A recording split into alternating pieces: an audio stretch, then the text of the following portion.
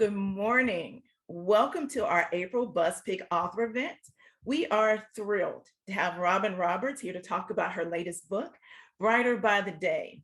Robin is an award-winning journalist who has gone from small local stations to ESPN to celebrating 20 years as the anchor for Good Morning America.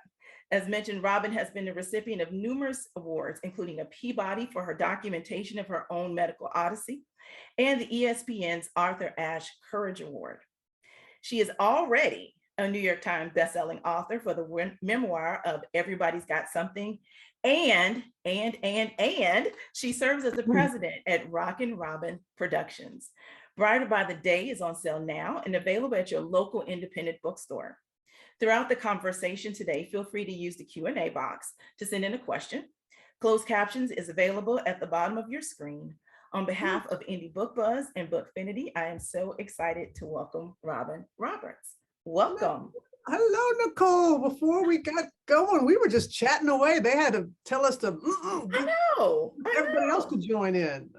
I feel like we're BFFs in our head. I am here for that. So to that point, ma'am, we are not going to cry in this interview because I can't cry pretty. I'm not Tamron Hall. I don't know how to pet that. Okay. She's good. Yeah, I know. I'm envious of her with that. Yes. It was beautiful. I was like, oh, I need to learn. I'm with you. I can't do it. And my mama would tell me that all the time too, Nicole, when I'd get all like, and she said, girl, come on. Yeah. But it's all right. But I mean, that's my daughter was like, please don't embarrass me in front of the rest. So no. But this is how old is your daughter? She's 28. Oh. Yeah.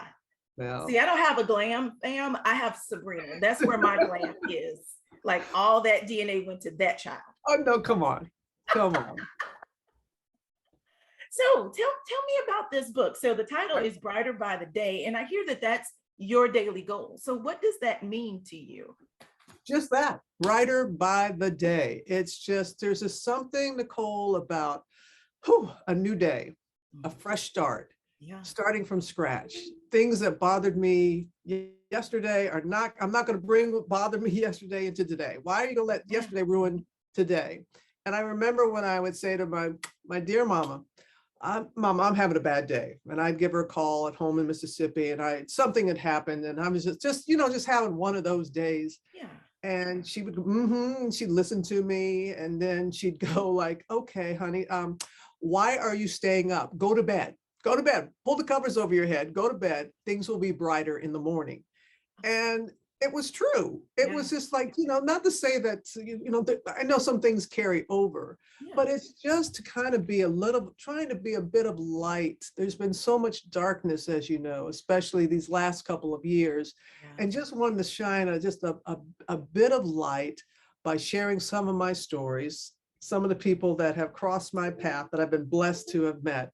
And more importantly, to just say to you, this is my journey. I want to help you with yours. I'm not saying if you do X, Y, and Z, this is going to happen for you. But what I can tell you is these principles that have served me well, such as optimism and faith, I'm going to show you how to put it into practice. So it's not just a mantra. It's not just something that you put up on your wall. Oh, I love that. And people tend to sometimes maybe think that's trite, right? That it's like Robin Roberts, you've got a great family. You've got all this history. You have all these famous friends. That's easy for you. So how did you feel comfortable telling someone who might not feel that way? Well, first of all, thank you for whoever says that, because I've worked really hard, and my family, we are something else. Oh, I love my family, but as that mantra goes, a family, we may not have it all together, but together we have it all. And that's how we don't have it all together, but boy, together we do have it all. And you know what? And I'm not trying to be one of the, look, I am blessed. I am so blessed. Yeah. I have worked really hard, but I am blessed and highly favored, and so is everybody else. Yeah. And I don't compare my life, and nor should someone compare to me. But to answer your question, what I will say is, what I have found and what has helped me is success leaves clues. Mm, success, and whatever success means to, and it means something different for everyone. But right. I have been successful in finding joy. I have been successful in doing some things in my life that have helped me and served me well, and thankfully have resonated with others. Yeah. And so what I would say is, if you feel that I'm not one of those, and I'll do celebrity, I just don't, I I start stumbling because just the thought of that, I think of my family Yeah. and friends going, "You think Robin's a celebrity? Go, let me tell you some stories." But I'm proud and I'm humbled that people feel that way about me, Nicole. But my story is this: that I am no different. I am no better. We are all children. I am a spiritual person and I am a child of God, as many people who I reach. And my story to them is, this can be you, that I'm not trying, I don't want you to be me. You are a limited Love it. edition. I love And it. I love it. also, Nicole, why do we do this? Especially as women, Yeah. why don't you play the leading role in your life? Don't play the Yeah. supporting role. Yeah. Okay, be the lead. Be the lead in your life story. Yeah. And so that's what I just try and share with folks to help them do that for themselves. And you do a fantastic job, just so you know. Thank you. So there is the book, there are the social media platforms, there is Thriving Thursdays, there is your morning message, Mm. and Good Morning America. So you have all of these platforms. How do you feel it's important to use your platforms to encourage, to inspire people? Well, this is where the morning message takes place. You're in my messy little, I try to clean up a little bit, my dressing room here. I haven't even left from Good Morning America from this morning. But it's a privilege. Yeah. It's a privilege to have a platform. There's a responsibility that goes along with having a platform. Mhm. And the book is dedicated to my tribe, dedicated to my glam fam who's in Yeah. here all the time, and my tribe as well. And I was doing infrequently a morning message and prayer before COVID. Just every now and again, we do like a thankful Thursday. And then when COVID hit and everybody went home, myself included, and I just felt this need to try and reach people on a more regular basis. And so almost on a daily basis, in my kitchen, in my robe, with my little dog Lucas and my longtime partner Amber behind the camera, if you will. Yeah. And we put together a morning message and prayer. And people were saying they were very grateful that I was using my platform for that. And they were the ones who inspired the book, because they said the videos are great. We love the videos. We look forward to the videos, but I want to read something. Because there's something that I can pick up in the morning or when I get home at night. Yeah. And so I am so appreciative of having this platform, and especially Good Morning America. Do you know, Nicole, to say Good Morning America? And when I say Good Morning America, I say it as I would be saying Good morning, Nicole. Yeah. I there is such a That's privilege. recorded now, so I have that. I'm going to play that. Good morning, But Nicole. but it's a real privilege, and you use your platform. We all have, and the thing is, everybody think everything has to be macro. It can be wherever you are. We all have a platform wherever we are, and it's if we take that opportunity to realize we have it and to use it for good. Mhm, mhm. I can see that throughout. So the book is set up in three different sections. Mhm, So there is the joy mindset, positive on purpose, and stronger than you know. mhm. And within each section, multiple chapters. And in front of each chapter is a quote. I love that. It's so beautiful. So tell me about setting it up in that type of format. Well, I just wanted to be able to kind of break it down for folks. And I Mhm. really wanted to start with joy versus happiness. That was Oh, very important to me. And I knew that there were some people that were going to be rolling their eyes and just saying, because I talk about optimism, and Mhm, it's a mhm. muscle that gets stronger with use. And I knew that some people would be like, I'm not an optimistic person. Some people don't see the sunny side. Right. And I broke it down like that to kind of say to you, I hear you. I'm not saying, and neither am I a little Pollyanna walking around going, the sky is made of marshmallows and all that. I'm an optimist, but I'm a realist. but it was important really to start with joy versus happiness, because we always hear about, oh, I want to be happy. Well, who doesn't want to be happy? But it's joy, Nicole. Mhm. Happiness is conditional. Mhm. Happiness is because something has happened in that moment that has made you happy. Joy, Right. ooh, Mm. just anchors the soul. It's just, Yeah. you're just sitting down at the dinner table and you look across at a loved one. You're not even saying anything and your heart is full. I mean, Yeah. talking about joy, those things Yeah. that you find those moments of joy. And Yeah. I love, I'm the one, I'm someone who loves little sayings. And so that's why I wanted to start each chapter. And I was so grateful that people allowed me to use their little mantras and sayings to kind of Yeah. just set the tone for each of the chapters. But what I love is that it's, you just pop it in. It's so um what travel friendly. Yes. It's a book that you can like pop in. I'm going to sound old here, in your pocketbook. You can put it in your pocketbook, okay, and just carry it with you. And what Yeah. I really appreciate is that people who has been out for a couple of weeks now, and what I've heard from folks, it varies, which I love. It's like everybody's picked up something different from the book, Yes. and it's kind Yes. of like, okay, that just again reaffirms that we're all in different places in our journey. Yes. And I'm just so grateful that people are being able to pick it up, and wherever they are on their path are Yeah. finding something that resonates with them. Well, I think that's super important and it made it accessible. And so you talking about it in that way really makes a lot of sense. So if people haven't read it, go out and get it. One of the things that I noticed when I was reading the book is that you mentioned a devotional, Streams of the Desert, Yes. by Letty Kalman on repeat. And it is devotional. When I was reading this, it feels very similar. You don't have to read it from cover to cover. You can just go where you need it, where you called. Was that intentional? Oh, I love you, Nicole. You feel me. Yes. And that's what, because there, it's great if you pick up a book and you go from cover to cover. But Mhm. I like to sometimes it's like, speak to me. What is it that I'm supposed to, and just kind of open.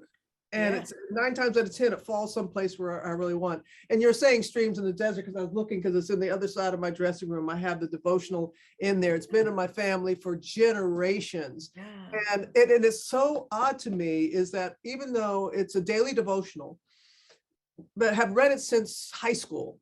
And there still are times that I feel like I'm reading it for the first, like sometimes repetition is the mother of skill. You Mhm. got to hear something over and over again. Yeah. And sometimes it's like you're hearing it for the first time. But I wanted this to be conversational. I Mhm. wanted it to be something that people can pick up and find where they need whatever it is that they need, that Yeah. they can flip through it and they can find that. But that was my hope, that people Oh, would feel that way. So I'm so happy that you said that, Nicole. it's there and you can see my little kitty tabs. That was me going through like, oh yeah, that's it right there. Good. And so if you don't mind, I'd like to talk about a couple of those. Sure. You talk about confidence is the absence of fear in the presence of mind to move through the trembling. You say falling is a forward motion. I was like, girl, Well, it's girl. true. It's true. I mean, it's you got to change the way you think in order to change the way you feel. And Yeah, just how I phrase those things about fear, about yeah, falling, makes you look at it in a different way, and in a positive way. yeah, And yeah. I remember my mom and dad, they did not. Oh, I love them and I miss them. I blow kisses to them every morning before I walk into the studio. And a lot of parents, they want to prevent their child from falling. And my Right. parents are like, no, we'll be there to pick you up when you do. We Mhm. and just saying that, and they taught me that that's a forward motion. You're falling, it's forward. Yeah, And so I just really wanted to take time, and especially in talking about fear, because why is it that folks feel that you, me, people who have reached a certain level, that we're fearless, that we've yeah. never felt fear. You never have Oh, any it's never problems. happened. Fear big and run.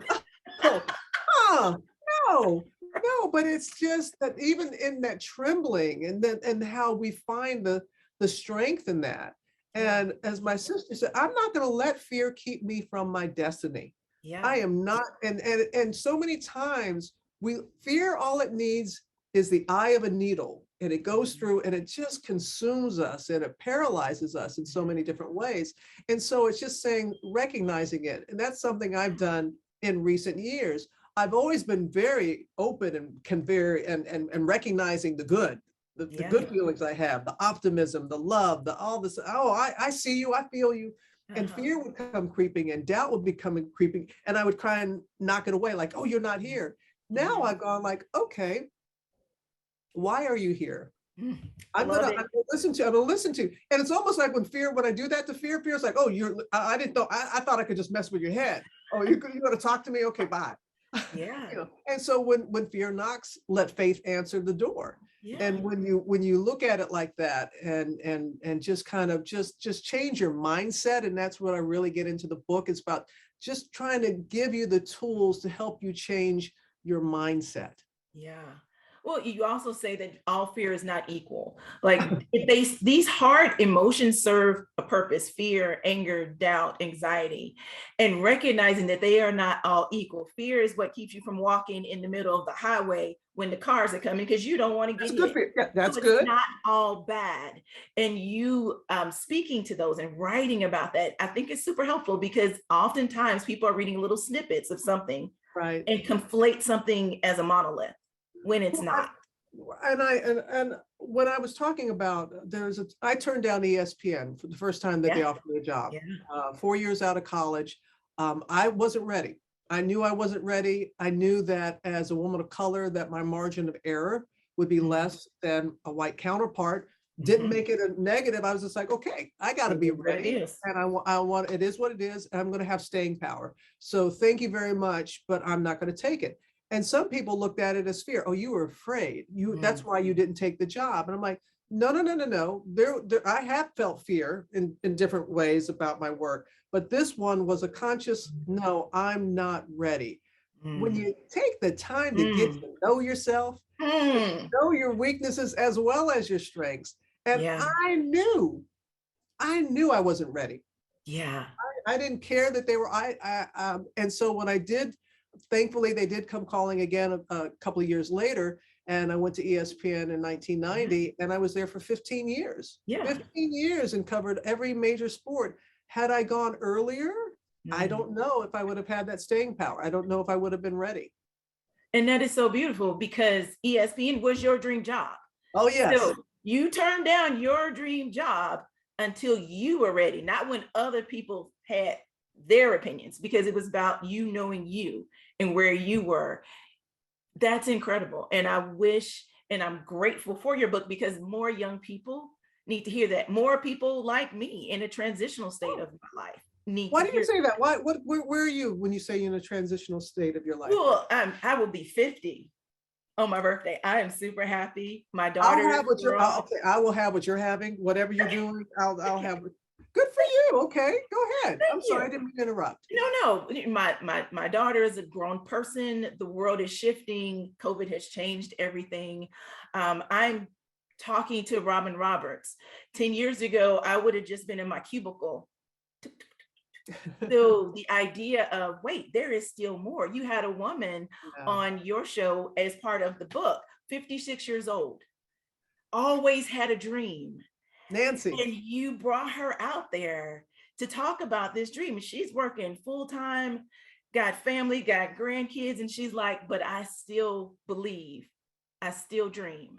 That is huge. That's And, huge. thank you for mentioning Nancy, and that's why I wanted to bring her on. When I was talking about my book, I didn't just want to talk about me and all. Yeah. I wanted to show. I wanted to Yeah. show people. And Nancy is somebody who was part of my tribe. And we reached out to her. And when she was telling us her story at 56 years old, has a full-time job, Yeah. going to school at night, she wants to be a journalist. Mhm. And she's up for an internship. That's her first, focusing small. Small. She's up for an internship at a local station. But it's just showing people, and I'm glad you said the transitional time, because I think we're all, as Michelle Obama said, we're all becoming, we're always becoming. Absolutely. And when people feel that, how did someone say it recently? When you get to the top of one mountain, Mm. that's the bottom of the next. Mhm. So it's like you're always climbing. Yeah. Or you should always want to be Yes. climbing and moving forward. I've always, as I've said, I am so grateful, Yeah. never content. Yeah. And Yeah. that's not bragging, that's not being greedy. It's like I am always grateful, Yeah. but boy, I'm not content. I want more, not for myself. I don't want more to be more. I want more to do more. I Yeah. want to be able to have more. It's like the prayer of Jabez, increase my Yeah. territory so I can do more good. And Yeah. that's how I look at it. And you're doing that. And Thank just you. your analogy of the mountain, you also talk about in context of fear, you've already climbed mountains. They're behind you. You've already done amazing things. So why are you out here acting brand new? That's right. And I'm glad you did it like that, because when you have as some people would say, the audacity to dream, the Yeah. audacity to be bold. I mean, God wants us to dream bold, big, bold dreams. Sometimes I feel like we'll pray for something and he'll go, is that all? Come on now. Because come on, I'm a busy man. Right. Come on with something really big that you want me to do. Yeah. Then I'll show up and show out. But it's like we always are focused on that next. And we Yeah. don't look behind us and go, look at all of these times I thought I couldn't do or be. And I've slayed those mountains. Why do I think this one in front of me can't be climbed? Why do we do that? It's kind of like human nature. And that's why I use the analogy of, you keep climbing for that mountain, and then that top, that top is just the bottom for the next one. And that's a positive thing. And at the end of the day, it's not what we accomplish, it's what we overcome that we remember. We can have a list of accomplishments, but we all know what it took for that accomplishment to happen. And that means much more. The journey, not the destination, as we say. I got it right here. I said, life is a journey, not a destination, right there on my door before I head out. Yeah. And I agree with you. I think it's human nature. It is. And to that point, you talk about your tribe, because sometimes you need people around you who can remind you to be better, that you are better, that it's okay to lay down, to stop talking, Yes. to be still.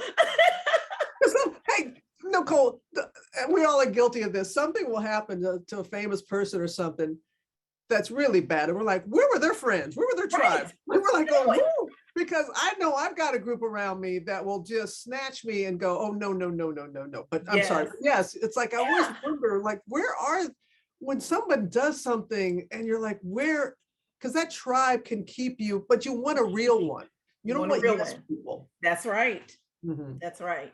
And you have that, and that's beautiful. And you also talk about your mentors, the Alan Griggs, the Diane Sawyers of the world, the Charlie Gibsons, those people who helped guide you, and not just professionally, but personally. I spent 2 weeks ago, a Sunday, with my 85-year-old mentor. It was his birthday. And my life would not be complete without my elders, especially now that both of my parents have passed. So can you talk a little bit about having those people in your tribe? Because we know about our friends, our crew, but those elders, those people who can speak wisdom into our space. Oh, because I was just there in Nashville a few weeks ago, because Alan Griggs, who was a news director at a TV station there in Nashville, hired me out of Mississippi when nobody wanted a Black woman giving the sports news on local TV. And I had an interview with him. He was the only station in Nashville. What I would do is, because I didn't have much money, when mom and daddy would travel on church business, I'd say, give me a heads up so I can send my tape out to whatever town you're going to, so I can hitch a ride with you and sleep in your hotel room. And so I reached out to all the TV stations there in Nashville, because my mom and dad were going there on church business. And Alan Griggs was the only one who responded. And I was like, I just want you to critique my work.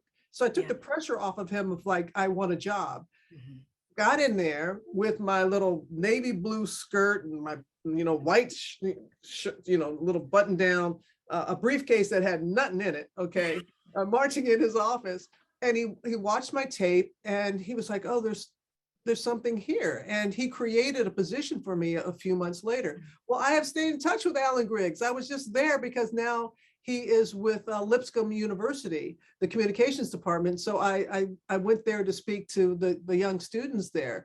And it wasn't just that he helped me in getting that job and helping mentoring me as my profession. My first year there, they didn't have a 401k, and we got a Christmas bonus. That was the most money, Nicole, I'd seen in a check in a lump sum. And he Yeah, brought me in his office and he counseled me on how to save. Like he was almost feeling bad that they didn't have a retirement fund, right. and wanted to make sure that I knew how to my finances. I mean, Oh, people who take that kind of time for you. And so tell me about your 85-year-old mentor. How did that person impact your life? very much the same. I've always worked in books. He hired me in this company 23 years ago.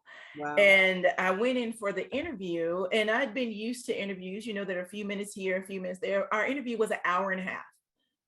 We Wow. just started Wow. talking about books and the world and universe, and it was such a beautiful, Hmm. beautiful conversation. And I always tell him, I'm like, I am here because of the things that you spoke into my life. Because one of the things he told me specifically was, I hired you to replace me.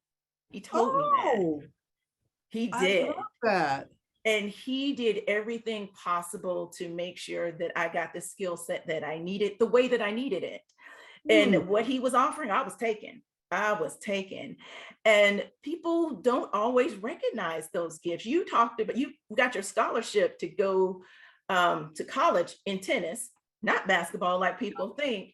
And you were good. You were very good at it. But you ended up at Wimbledon with a microphone, not a racket. That's And right. some people would be like, but Wimbledon is, you play the game. Like, is it though? The goal was getting to Wimbledon and That, you got it. that's because that's all I put out to the universe, and saying There you I'm go. going to make it to Wimbledon one day. Yeah. Thinking it was going to be with a tennis racket in my hands. That was my initial dream, but then it becoming that I was there for ESPN. And sometimes, those dreams that we have for ourselves, Yeah. they're realized in different ways. And it's just being open. But I love how you were talking about your mentor. And it's a two-way street. It's like, yes, you have to have these people in your lives and to be blessed, but you have to also be ready. You have to also be willing to do the work. I Yeah. remember, I mean, I remember speaking at a commencement, and my mom and daddy were there. And I got up on stage. I was at ESPN at the time, had just started ESPN. And I was talking about how hard I had worked and all these things I had done. And I remember on the ride home, my mother was like, mm. How the mamas will do, and I'm going, what, mama? Mm-hmm. And she said, Robin Renee, yes, you worked hard, but you need to thank all those. And she read me the riot act about, recognizing the people who had helped me. And I understood what she was saying. It wasn't like I didn't say it, but I didn't do it enough. And her point being, yes, yes, did I have the desire and the goal? Absolutely.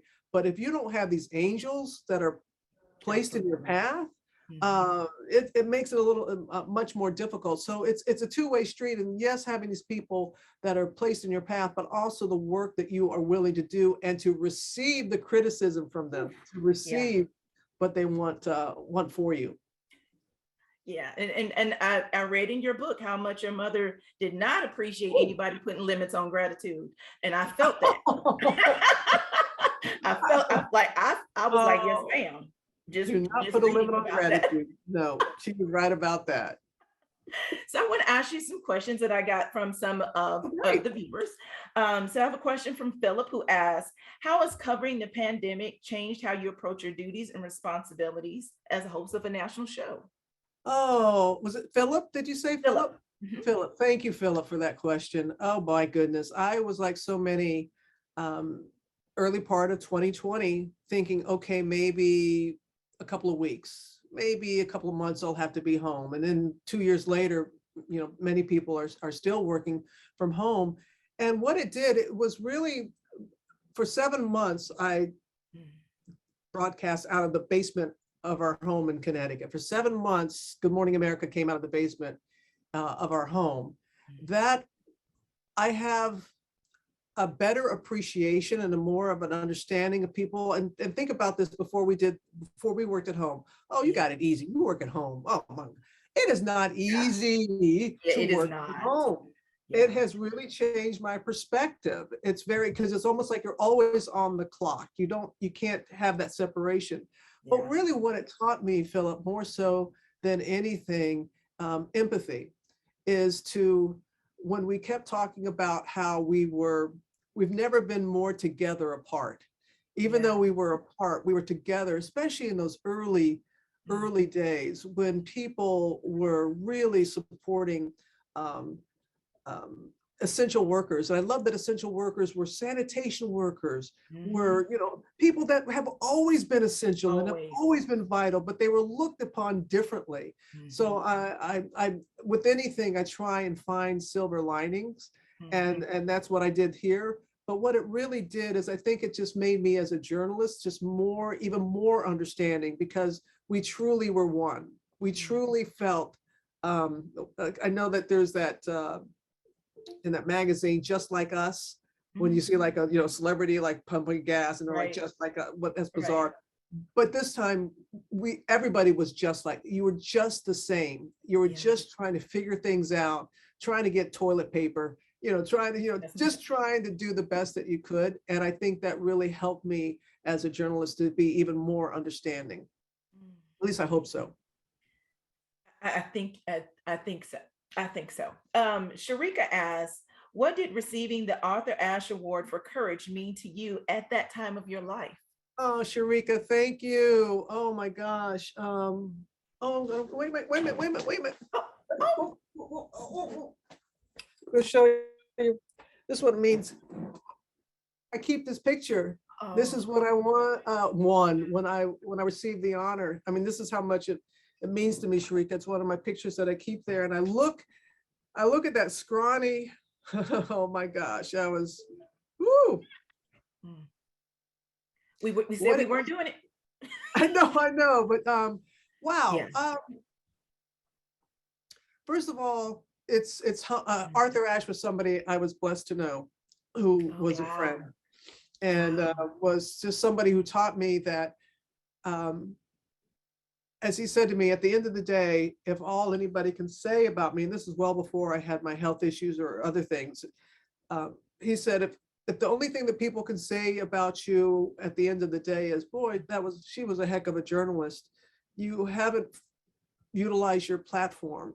You Mm. have to find, and that's what he did. I mean, yeah, he was, oh my gosh, he won Wimbledon. He had a Yeah. tennis racket in his hands, the US Open, phenomenal tennis player, but we know him for his activism.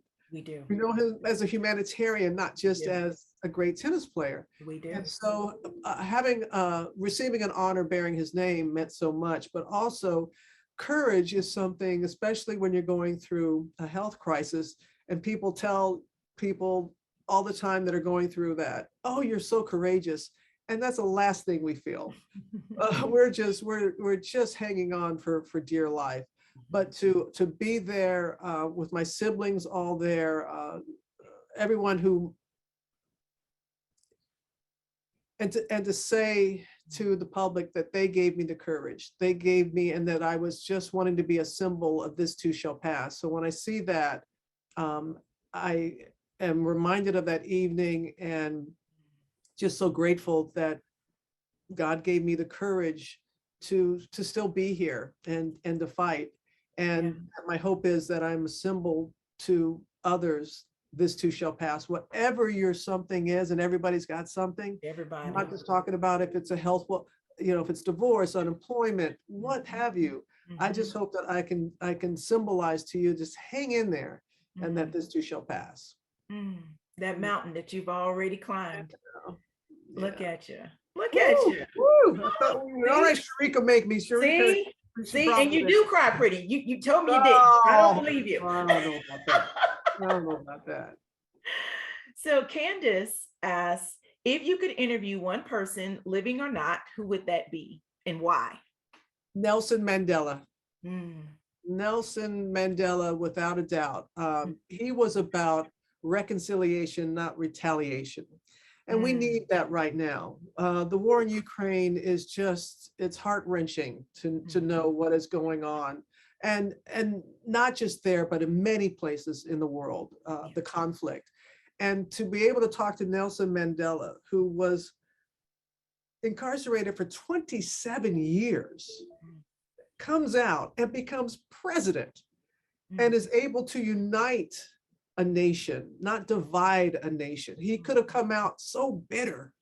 And so that is somebody that I would really, and I wish that I had a chance, that I would have had a chance to talk with him, because again, it's about reconciliation, not retaliation. Yeah. Yeah. Oh, yeah. It would be great if more leaders really just embraced a bit of that. That would just Is that a little commentary there, Nicole? just teach. Just teach. A little bit. Bonnie asks, when you mentor others, how do you connect with your mentee, and what do you look to accomplish with them? Is that Bonnie? Bonnie? Bonnie. Bonnie. I love knowing names. Okay, Bonnie. Oh, listen, that's what I do as a mentor. That's the difference, that I'm not just speaking. I'm not just saying, oh, if you do this, X, Y, and Z, and just imparting my knowledge or whatnot. It's listening. What are their goals? Not what my goal is for them. What is their goal? And what can I do to help them? But I think that we don't listen enough, especially to young people, to make them feel heard, seen, valued. And so that's what I want. That is my goal, is not so much what their goal is. My goal is to provide for them what they need to reach what it is that they want to do, to make them feel valued, to talk to them about self-worth. We talk about self-esteem, self-worth, to let them know you are worthy. Yes. You are enough. It could be all are very guilty, and also try and talk to them about the self-speak, because the things that, especially when you're younger, you talk about yourself like you would never talk about someone else. I'm not pretty enough. I'm not rich enough. I'm not this enough. I'm not whatever enough. I'm not smart enough. And so I really counsel them on that self-speak. But it's mainly just really listening to them, and being real with them. I always tell them, like, I want them to connect with me and to stay in touch even after we're no longer working together. And I always tell them, especially when somebody is busy, older, there's a fine line between being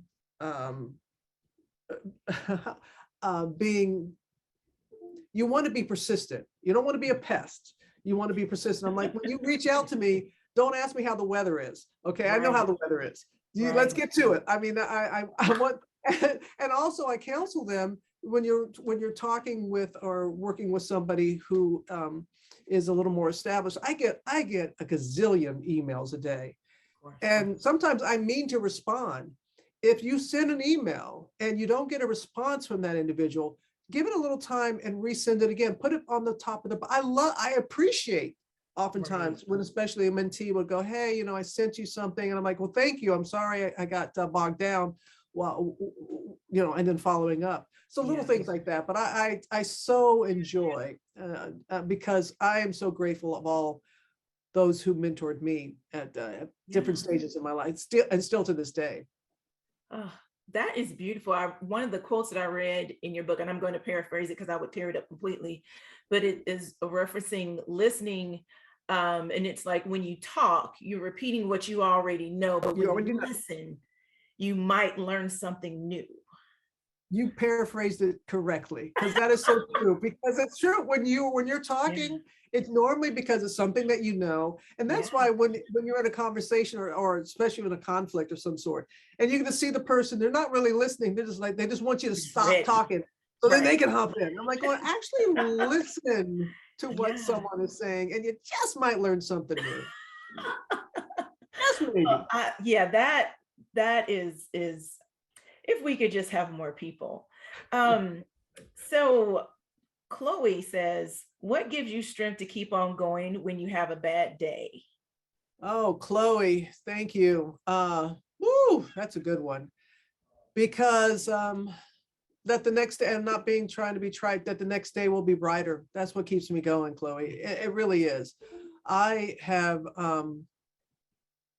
had some really, I'm going through a challenging time right now. My longtime partner, Amber, um, breast cancer, and has had some challenges with her treatment. And so the doctors are working out, and it's been very, I mean, there've been a lot of bad days. There've been, I'm not going to sugarcoat it, a lot of, and and Amber was, she was tickled by, she read something that I had said, because I didn't say, I try and protect her as much as I can about my feelings, because I just want to be there as a caregiver.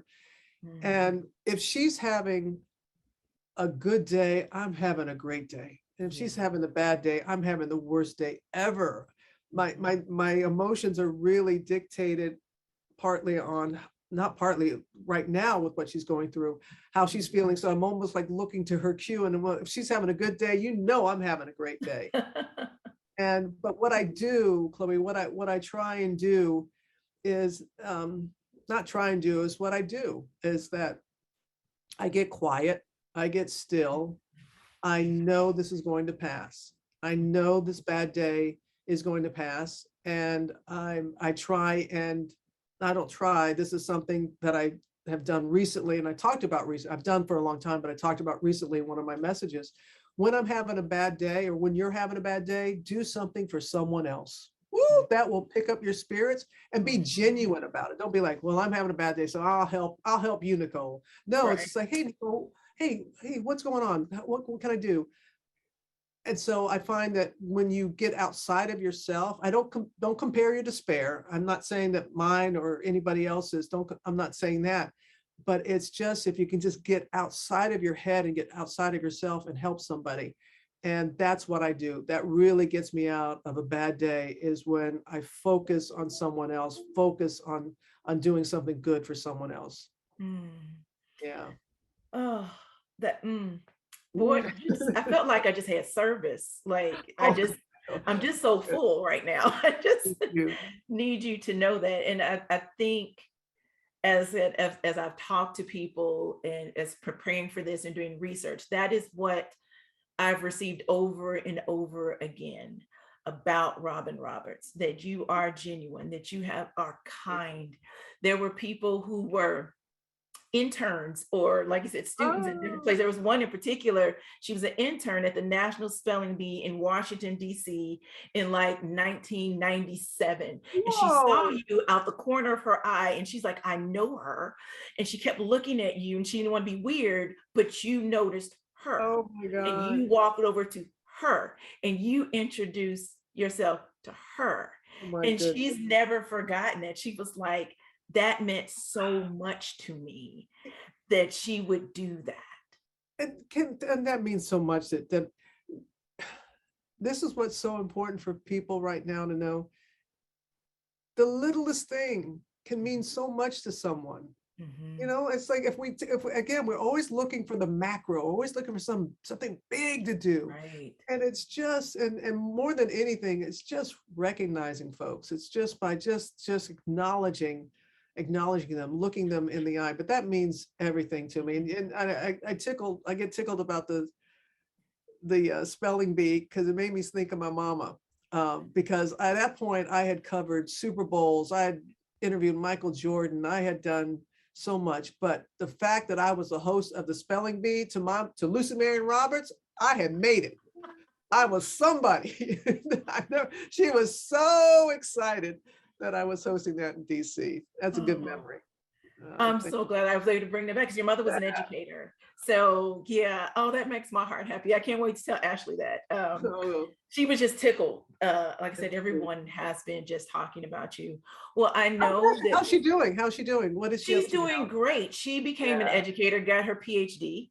And now she and I are working on a community garden in North Nashville, reintroducing and educating the community about the earth and sustainable living and healthy eating and community building. Beautiful.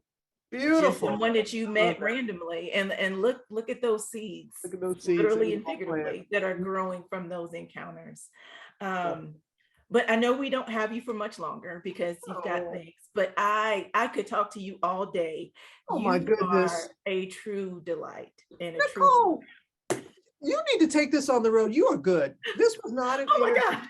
This was a conversation. Your Yeah. joy, your enthusiasm.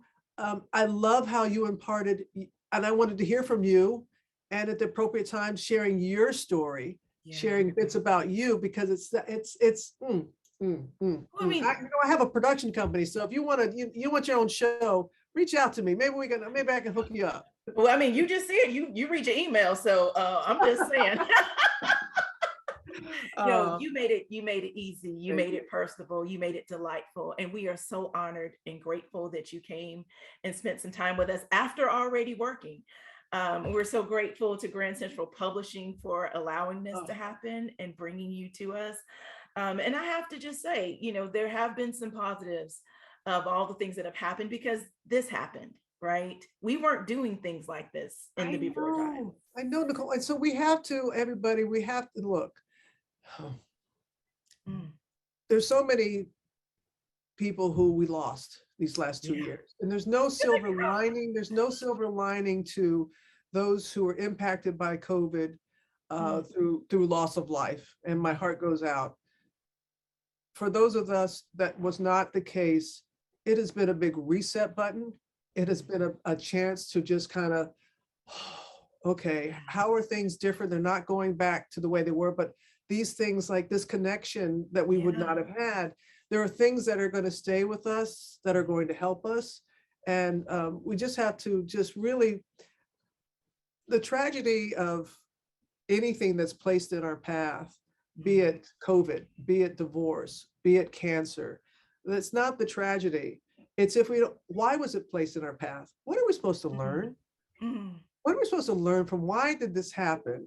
And then to learn from it, and more importantly, then to share what it is that we have learned with one another. So I'm so grateful to you, everybody with your group. I'm just, I can tell you're, as you a self-proclaimed nerd with all your books and everything, and you own it, and I just so appreciate it. And I'm just happy that I can be a small part of your library. Yeah, Thank you. absolutely. But it's been in my pocketbook, just so you know. That's how I Pocketbook. started my No, research. you're It's too been in young. my You're too young. pocketbook. You're not even 50 yet. You can't say pocketbook. No. I've been in the South long enough. Pocketbook works. Yeah, yes. Yes, it But does. you are a joy, continued Thank you. blessings. We are sending all prayers of healing and positivity to Amber, Oh, thank you. and comfort for you because caregiving is not easy. There are resources always for the patients, but for the caregivers, that's a different story. So know that we are sending that to you as well. Um, Thank you, everybody, for joining us. This has been a joy and a wonder. Like, I don't even know how I'm going to work the rest of the day. Remember, Brighter by the Day is available right now in your local bookstore. So grab your copy if you don't have one. Shame on you. Go get you one. No. Thank you, Robin, so Thank much. you. Take God care. bless. You as Bye. well. Bye.